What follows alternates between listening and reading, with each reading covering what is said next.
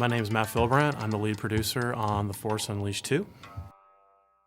The story behind TFU 2, which is sort of the highly anticipated sequel of TFU 1, is that the character of Starkiller, which we established in TFU 1 as the secret apprentice of Darth Vader, who was initially charged in the first game to hunt down the last of the remaining Jedi throughout the galaxy, is now back in TFU 2, but this time he's under the clutches of Darth Vader on a secret cloning facility on the planet of Kamino. And it's here that we find out that Vader has been using some accelerated cloning techniques in an attempt to bring Starkiller back so that he can once again stand at his side and do his bidding throughout the galaxy. What we find out very early in the game is that Starkiller is very conflicted. He has lots of visions and hears voices from his past. Ultimately, Vader asks Starkiller to strike down an image of his former love interest, Juno Eclipse. But he's so tormented by his feelings from the past and conflicted by this that he's unable to strike down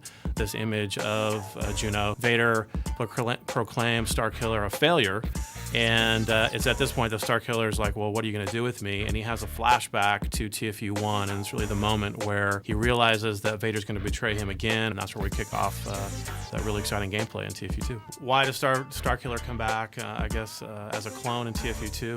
Well, I think one of the questions that we're really asking is Starkiller really a clone or not? We establish from Vader that he's a clone, but given all the torment and feelings that he has, ultimately Starkiller is reunited with his former mentor, General Rom Koda, and when they're reunited, ultimately Koda casts a lot of doubt on whether Starkiller really is a clone, and it's really up to the player now to kind of pick the story up from that point and find out what the game reveals about Starkiller's real past and kind of take him down this personal journey of, you know, what does it mean to be human, and who am I, and how can I find Juno, and hopefully try to get some answers to all these tormented feelings that I have. One of the things we prided ourselves on with TFU 1 is writing a really compelling an interesting story that Star Wars fans could get the same level of immersion in that they would out of the films or other properties that they've seen in the Star Wars universe. And we feel that the story